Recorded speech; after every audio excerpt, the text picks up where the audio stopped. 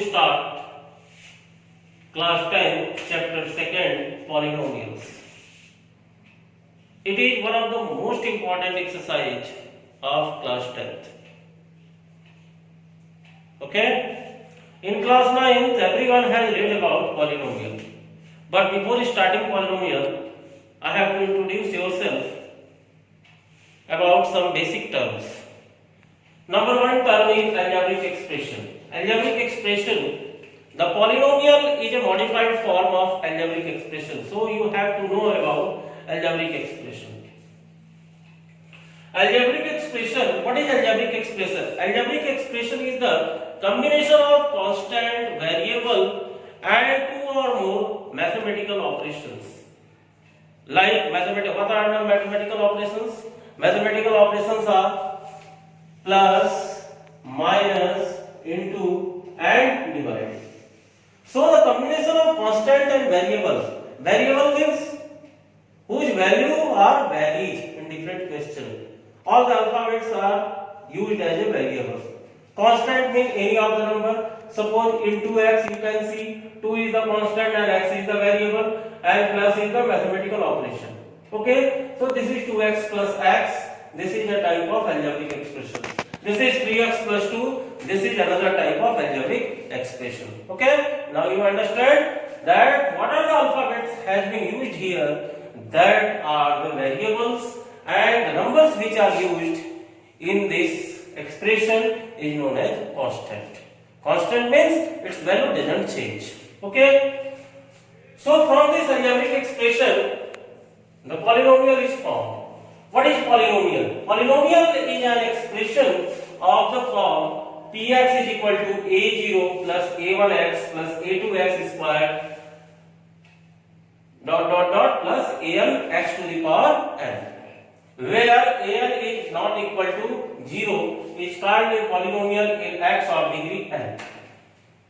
It has non-negative integral power. यहाँ लिखा गया है it has non-negative integral power. कहने का मतलब है कि जो भी पॉलिनोमियल होगा, पॉलिनोमियल ax के फॉर्म में ax स्क्वायर इस फॉर्म में होना चाहिए. ठीक है, और उसका जो पावर होगा, ये जो पावर है जैसे x स्क्वायर है, x क्यूब है, ये कभी भी नेगेटिव नहीं होना चाहिए. बात समझ में आ रही है? So polynomials are those expression which have non-negative integral power. इतना भी आप लिख सकते हैं. अब देखिए क्वेश्चन ये है कि what are the basic difference between algebraic expression and polynomial. अब सपोज करो ये हमने एक एग्जांपल लिखा algebraic expression का 2x plus 1/x. अब 1/x का मतलब क्या हुआ? It is 2x plus x to the power minus 1. अब यहाँ क्या आ गया? पावर minus 1 आ गया. तो ये algebraic expression तो है, लेकिन ये पॉलिनोमियल नहीं है, क्योंकि पॉलिनोमियल इट है नॉन नेगेटिव इंटीग्रल पावर. ये जो पावर होगा ये नॉन नेगेटिव होना चाहिए. बात समझ में आ रही है? पावर कभी भी फ्रैक्शन में नहीं होना चाहिए, इंटीजर्स में होना चाहिए. और पावर फ्रैक्शन में नहीं होना चाहिए उसका क्या मतलब है? जैसे मान लीजिए 1/√x हुआ, या एक इक्वेशन है, अलजेब्रिक एक्सप्रेशन है 2x plus √x. तो √x का क्या मतलब हुआ? 2x plus x to the power 1/2.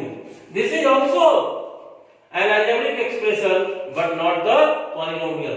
Polynomial क्या होगा? केवल जिसमें पॉजिटिव पावर हो और इंटीग्रल पावर हो. न तो फ्रैक्शन में पावर होना चाहिए और न ही नेगेटिव पावर होना चाहिए. Okay, so polynomial are those which have non-negative integral powers. Example you can see x plus 1, x square plus 2x plus 3, x cube plus 3x square minus 2x plus 5. Okay, now you have read in class 9 polynomial in one variable and polynomial in two variable. The graphical representation you have read about polynomial in two variable. The polynomial in which one variable is there, like 2x plus 5, x is only variable, that is known as polynomial in one variable, and where the two variables are there, that is 3x plus 2y minus 5. Here x and y both are variables, therefore it is known as polynomial in two variables. In class 10 you have to read about polynomial in two variable. You have to find the values of two variable. You have to solve the graphical representation of two variable, which you have already solved in class 9th. Okay? After discussing the polynomial of one variable and polynomial of two variable, I have told you that polynomial which have only one variable, that is polynomial in one variable, and which have two variable, that is polynomial in two variable, which you have already done the graphical representation in class 9th. Okay? Now come to terms. What are terms? Okay? The polynomial, the combination of constant and variable which is differentiated by plus or minus sign is known as terms. Example, you can see 3x only. This is 3x plus 2. This is 2x square minus 5x plus 3. You can see here 3x, it has only one term. Okay? 3x plus 2, it is differentiated by plus sign. 3x one term and 2 is second term. It has two term. This is one term, this has two term. It has three terms. Okay? You got one point? This is 2x square minus 5x plus 3. It is differentiated by minus and this is plus. So three terms are there. Okay? So according to the terms, different type of names has been given. The polynomial which have one term, that is known as monomial. What is monomial? The polynomial which have two terms, that is known as binomial. The polynomial which have three terms, that is known as trinomial. Okay? And all other terms like 4 term, 5th term, 6th term, it has known as polynomial. Every one is polynomial, but these are some specific name has been given for one term, two term and three term, that is known as monomial, binomial and trinomial. Understood? And all are polynomial. 4 terms have, you can say quadrinomial or polynomial. 5 term, a polynomial has 5 term, it is also polynomial. 6 term, polynomial.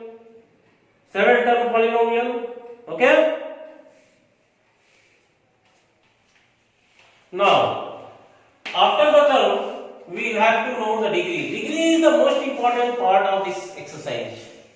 Degree. What is degree? The maximum power of a polynomial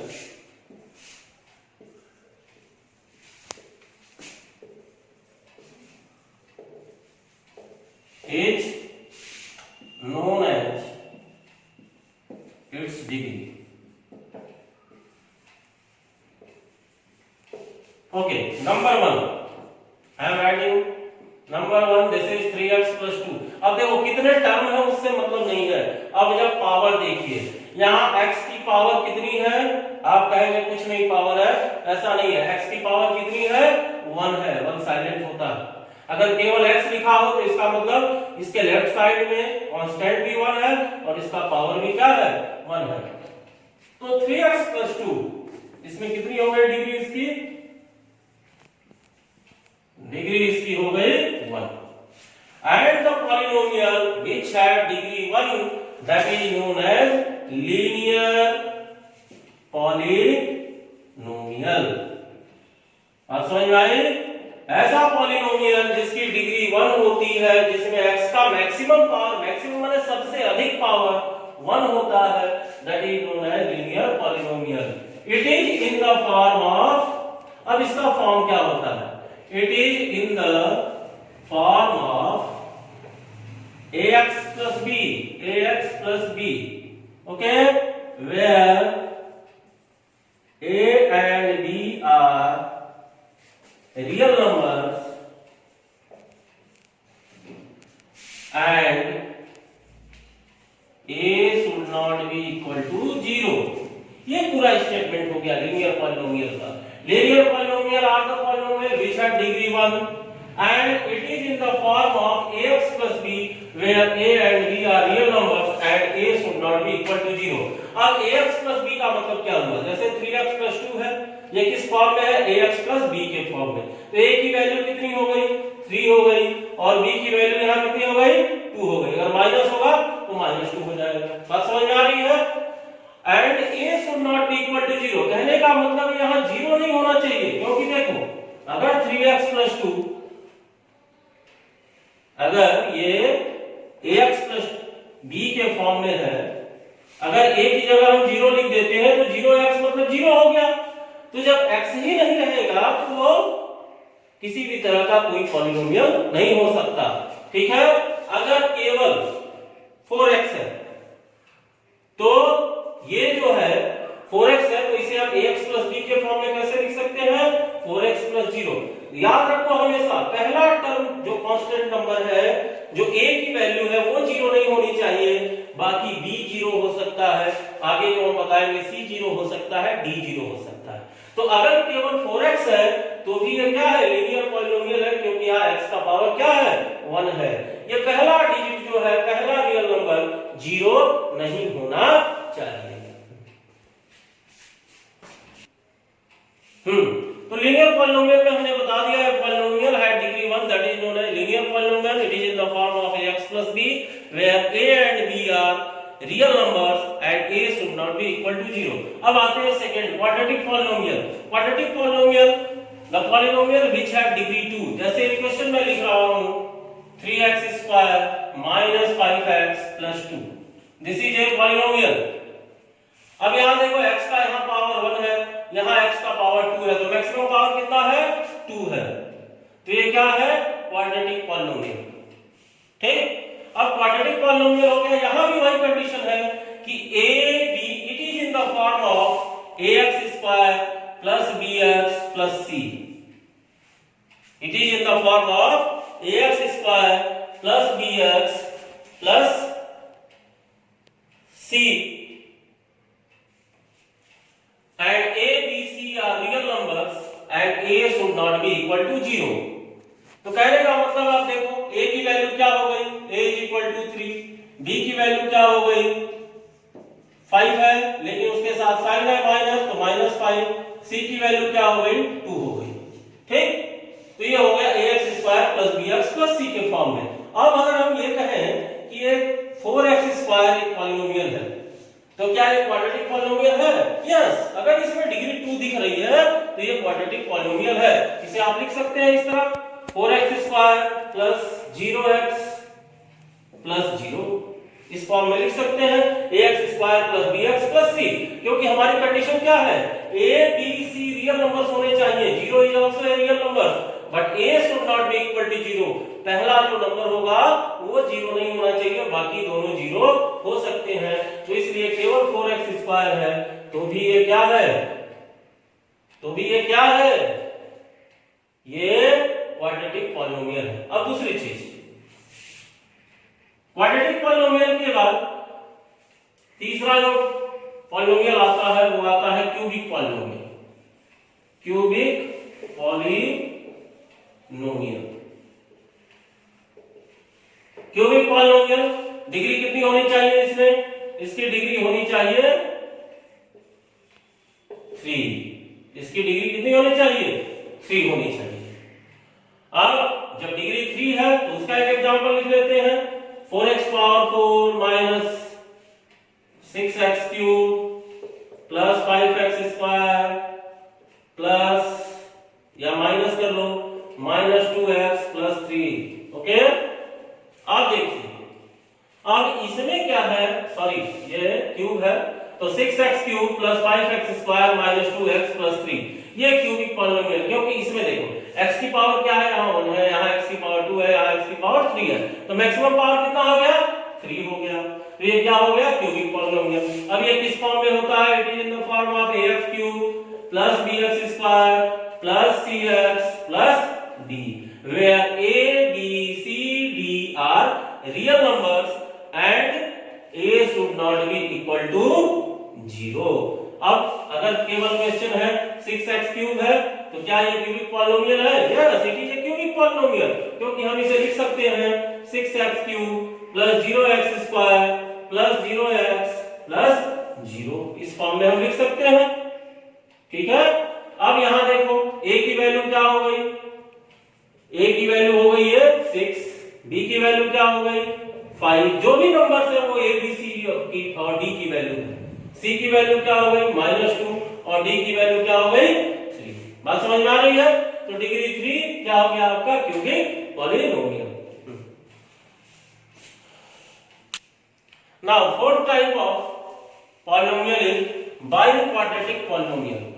Biquadratic polynomial is a polynomial which have degree 4. अब इसका example देख लो, 3x power 4 minus 6x cube plus 2x square minus 4x plus 2। इसका standard form क्या होगा? देखो ये जो मैं जो भी बता रहा हूँ ax स्क्वायर, जैसे लीनियर के बारे में मैंने बताया ax plus b के फॉर्म में होता है, ये लीनियर का स्टैंडर्ड फॉर्म है। क्वाड्रेटिक का बताया ax square plus bx plus c, ये जो है क्वाड्रेटिक का स्टैंडर्ड फॉर्म है। क्यूबिक का ax³ plus bx² plus cx plus d बताया, ये क्यूबिक का स्टैंडर्ड फॉर्म है। और बाई क्वाड्रेटिक का स्टैंडर्ड फॉर्म देख लीजिए, ax power 4 plus bx³ plus cx² plus cx² plus dx plus e। यहां भी हम लिखेंगे a b c d e are real numbers and a should not be equal to 0। अब यहाँ a की वैल्यू कितनी हो गई 3, b की वैल्यू कितनी हो गई -6, c की वैल्यू कितनी हो गई 2, d की वैल्यू कितनी हो गई -4 और e is equal to 2। अब यहाँ पे एक क्वेश्चन लेते हैं कि केवल 3x पावर 4 हो तो क्या ये बाइक्वाड्रेटिक पॉलिनोमियल है? यस, ये बाइक्वाड्रेटिक पॉलिनोमियल है। क्यों है? क्योंकि इसे हम लिख सकते हैं 3x power 4 plus 0x³ plus 0x² plus 0x plus 0, सारा 0 हो सकता है लेकिन ये पहला नंबर 0 नहीं हो सकता। ठीक है, आपके कोर्स में आपको क्वाड्रेटिक पढ़ना है, क्वाड्रेटिक पॉलिनोमियल आपके कोर्स में है, क्यूबिक पॉलिनोमियल ऑप्शनल है, लेकिन उसे भी जानकारी के लिए हम लोग आगे पढ़ेंगे।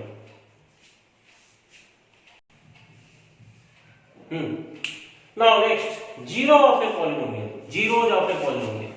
अब जीरोज क्या कहते हैं? आपने क्लास 9 में पढ़ा होगा how to find the zero.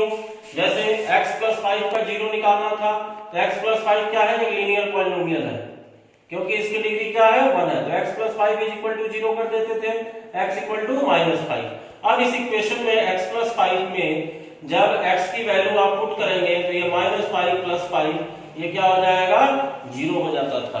तो कहने का मतलब है कि वेरिएबल की वो value, the value of variable which makes the whole polynomial 0, variable की वो वैल्यू जो पूरे पॉलिनोमियल को 0 में कन्वर्ट कर देता है, that is known as zero of the polynomial. Zeros of the polynomial real number, ये सिंबल है अल्फा का, alpha is called a zero of the polynomial of px if p alpha is equal to 0। कहने का मतलब है जैसे ये px is equal to क्या है x प्लस 5, तो इस इक्वेशन का जीरो क्या है -5, हम जान रहे हैं अभी निकाले हैं। तो px की जगह -5 रखने पे ये -5 प्लस 5 इज इक्वल टू 0 हो जा रहा है। तो मतलब x की वो वैल्यू जो इस पूरे पॉलिनोमियल को 0 में कन्वर्ट कर देता है, that is the zero of that polynomial. Okay, अब ये जीरो ऑफ द पॉलिनोमियल है, ये आपके 10th क्लास में 3 सिंबल से रिप्रेजेंट होता है। Alpha, this is the sign of alpha, this is beta and this is gamma. Alpha, beta and gamma, 3 zero. अब ये अल्फा, बीटा और गामा क्या है ये मैं आपको बता रहा हूं। ये जीरो ऑफ द पॉलिनोमियल है। जैसे हमने बताया आपको लीनियर पॉलिनोमियल, लीनियर पॉलिनोमियल में डिग्री कितनी होती है 1 होती है, तो इसका जीरो कितना होगा? अब जिसकी डिग्री जितनी उतना ही number of zero. Quadratic polynomial में जीरो कितना होगा? इसमें डिग्री कितनी होती है? क्वाड्रेटिक पॉलिनोमियल में डिग्री 2 होती है, इसलिए इसमें नंबर ऑफ जीरो 2 हो गए। क्यूबिक पॉलिनोमियल में नंबर ऑफ जीरो 3 हो गए, क्योंकि इसकी डिग्री कितनी होती है 3 होती है। बाई क्वाड्रेटिक पॉलिनोमियल में जीरो कितने हो गए 4 हो गए, क्योंकि इसकी डिग्री 4 होती है। ये आपको अभी कोर्स में नहीं पढ़ना है, अभी आपको क्वाड्रेटिक और क्यूबिक पॉलिनोमियल पढ़ने हैं। तो लीनियर पॉलिनोमियल में 0 1 होता है तो उसे सिर्फ अल्फा कहेंगे। क्वाड्रेटिक पॉलिनोमियल में 0 2 होते हैं तो उसे अल्फा और बीटा से रिप्रेजेंट करेंगे। और क्यूबिक पॉलिनोमियल में 0 3 होते हैं इसलिए इसे अल्फा बीटा और गामा से रिप्रेजेंट करेंगे। अब एक लीनियर पॉलिनोमियल का एग्जांपल लेते हैं, जैसे 2x + 3 = 0 हो गया तो 2x = देखो ये 3 इस साइड जाएगा -3 तो x क्या हो गया -3/2।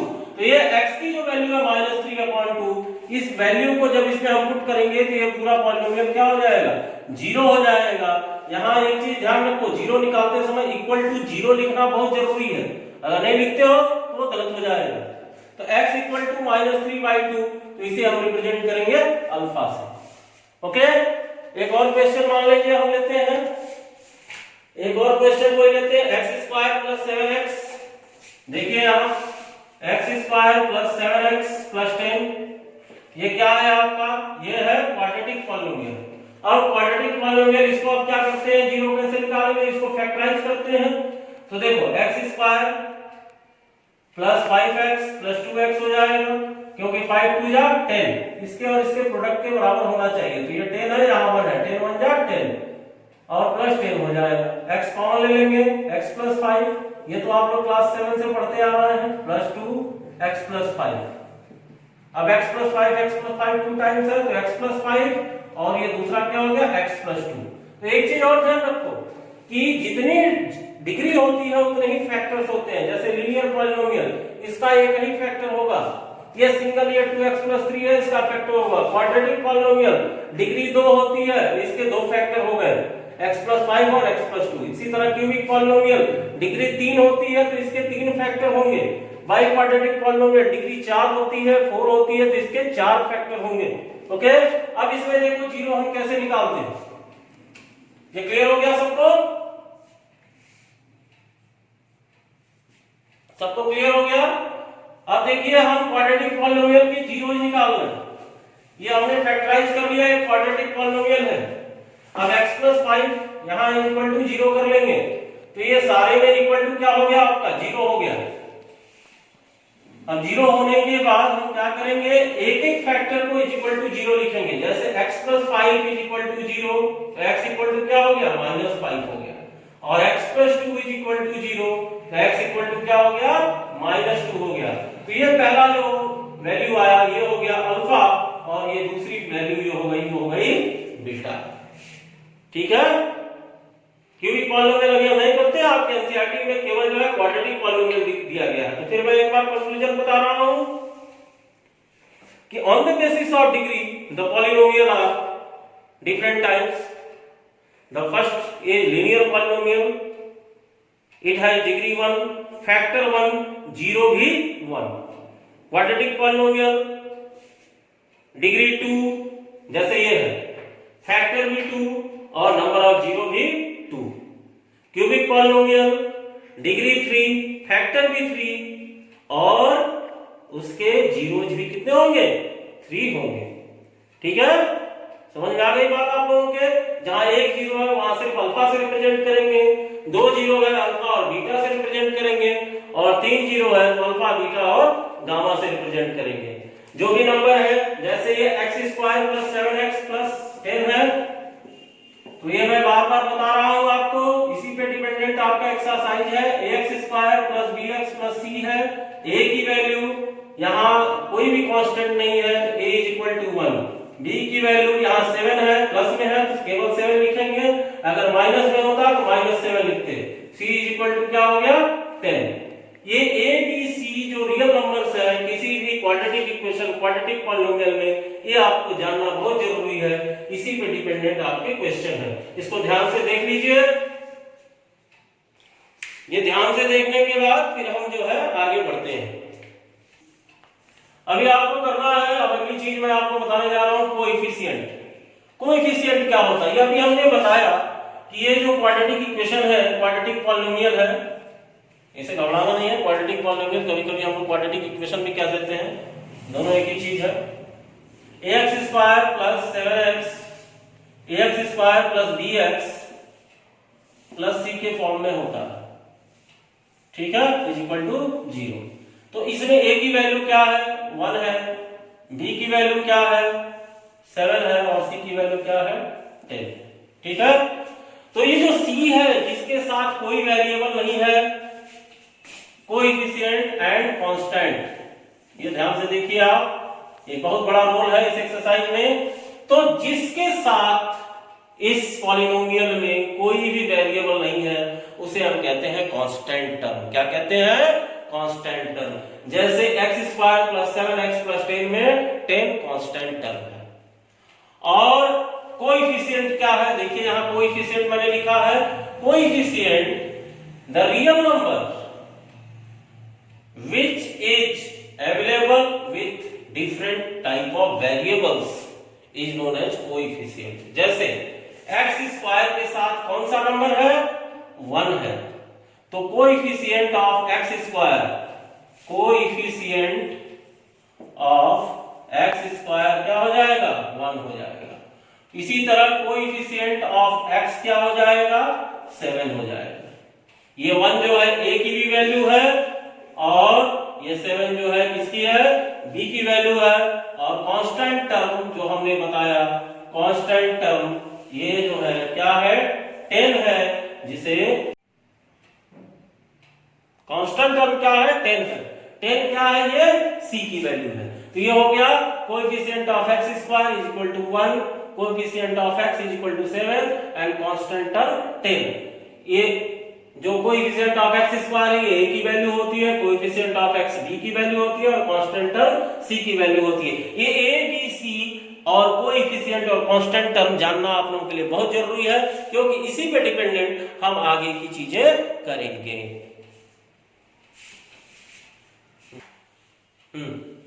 अब ये सारी चीजें क्वाड्रेटिक पॉलिनोमियल की जानने के बाद जो मेन हम आते हैं क्वेश्चंस पे। जैसे क्वेश्चन है आपका relationship between coefficient and zeros of a polynomial. अभी हमने बताया कोएफिशिएंट क्या होता है और पॉलिनोमियल के जीरो कितने हैं। जैसे मान लीजिए एक पॉलिनोमियल है px, एक पॉलिनोमियल है px, px = ax² + bx + c के फॉर्म में होता है, कोई भी हो सकता है यहाँ पे। अब ये क्वाड्रेटिक पॉलिनोमियल है तो इसके जीरो कितने होंगे 2 जीरो होंगे। क्या क्या? Alpha and beta. अब हम इसका रिलेशनशिप आपको बताते हैं।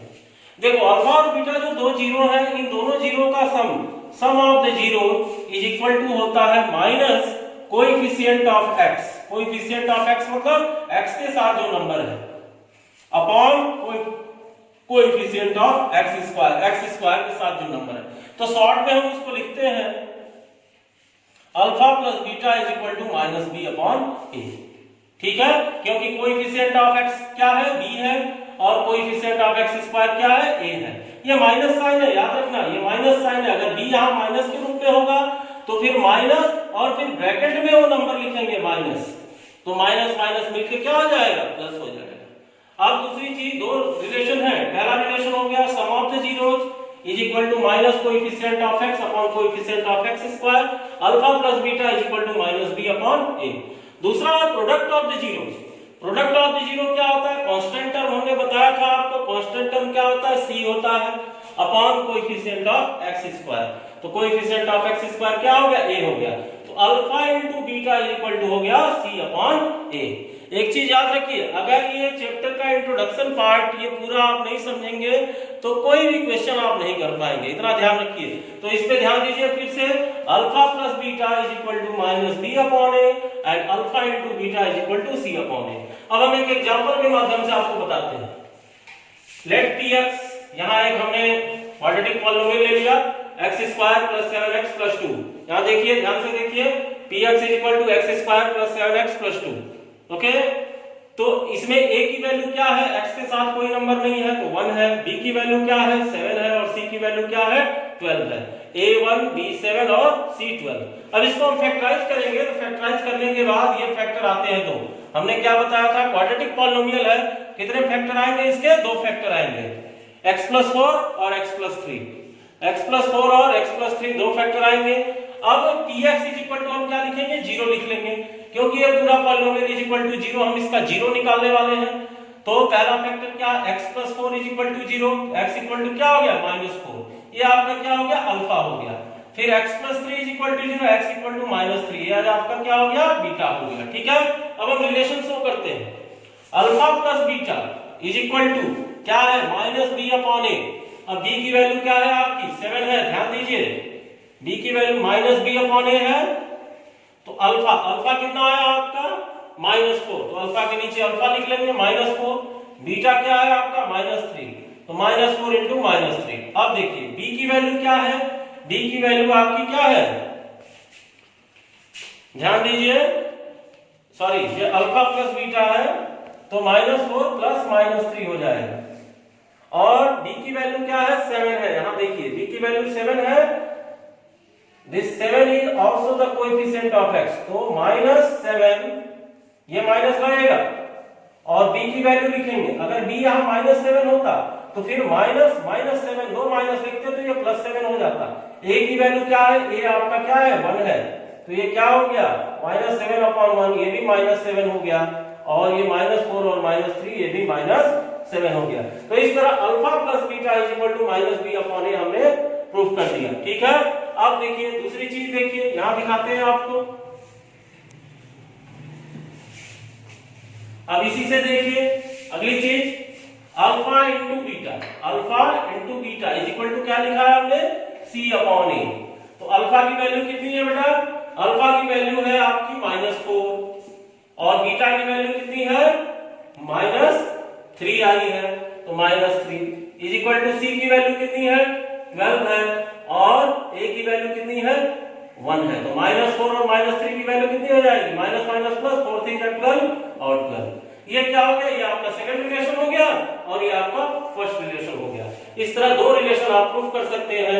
किसी भी क्वेश्चन को पहले फैक्टराइज करेंगे, फैक्टराइज करने के बाद उसके दो जीरो निकालेंगे, दो जीरो निकालने के बाद दोनों जीरो का sum equal to -b upon a करेंगे, इसको वेरीफाई करेंगे, और अल्फा इंटू बीटा मतलब product of the zero is equal to c upon a। ये दोनों LHS और RHS अगर इक्वल आ जाता है दोनों कंडीशन में, तो आपका जो रिलेशनशिप है वो करेक्ट है। ओके, अब देखिए ये दूसरा क्वेश्चन है x² - 3। अब यहाँ पे डिग्री आपकी कितनी है 2 है, तो जाहिर सी बात है इसके दो फैक्टर होंगे।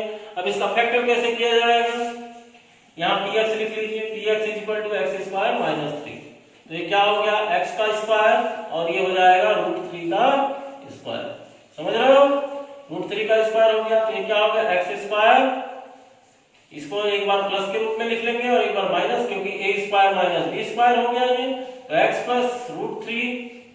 प्लस √3 और ये हो गया x माइनस √3। तो फिर लिखेंगे since px is equal to 0, therefore x plus √3 दोनों का जीरो निकालेंगे इज इक्वल टू 0, तो x इक्वल टू क्या हो गया -√3, ये क्या हो गया आपका अल्फा हो गया। ठीक है, और x minus √3 is equal to 0, x equal to √3, ये क्या हो गया आपका बीटा हो गया।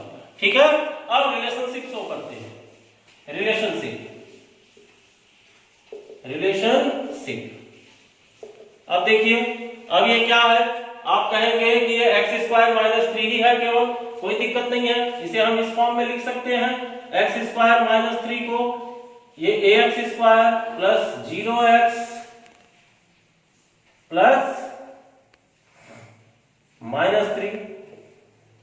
ठीक, तो ये a की जगह क्या है, यहाँ कुछ नहीं है, यहाँ 1 है, a की वैल्यू कितनी हो गई 1, b की वैल्यू कितनी हो गई 0 और c की वैल्यू कितनी हो गई -3।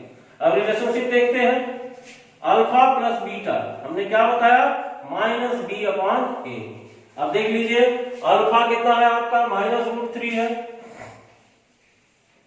-√3, बीटा कितना है आपका √3, तो √3 और -√3 का इंटू होगा, तो √3 और √3 का इंटू होता है 3 होता है, तो ये -3 हो गया। अब यहां देखिए -b, तो -b आपका क्या है, सॉरी ये जो है अल्फा प्लस बीटा है, तो √3 प्लस √3, तो √3 और √3 एक -√3 है प्लस √3 है, क्या हो जाएगा 0। यहाँ b की वैल्यू कितनी है 0, तो माइनस लगाने की कोई जरूरत ही नहीं है, या आप लगा सकते हैं -0 अपॉन a की वैल्यू कितनी है 1, तो 0 अपॉन 0 कितना 1 कितना हो जाता है 0 हो जाता है, ये वेरीफाई हो गया, बात समझ में आ रही है? Alpha plus beta is equal to minus B upon A. Alpha कितना है आपका -√3 और बीटा कितना है +√3, दोनों कैंसिल हो जाएगा, 0 हो जाएगा। यहाँ बी की वैल्यू 0 हो गई तो 0/1 0 हो गया। ओके, दूसरा देख लीजिए, alpha into beta is equal to C upon A. तो अल्फा कितना है √3 -√3 into +√3 is equal to C की वैल्यू कितनी है बेटा -3 और ए की वैल्यू कितनी है 1 है। तो यहाँ आप देख लीजिए -√3 और √3 का इंटू होगा -3 हो जाएगा और ये भी क्या हो गया -3, तो क्या हो जाएगा वेरीफाइड। समझ गया? इसको ध्यान से देख लीजिए। This is very important chapter of the your mathematic book polynomial. In the polynomial you have to show the relation between the coefficient and 0 of the polynomial. In the next video I will tell you how to solve the exercise. Okay, thank you.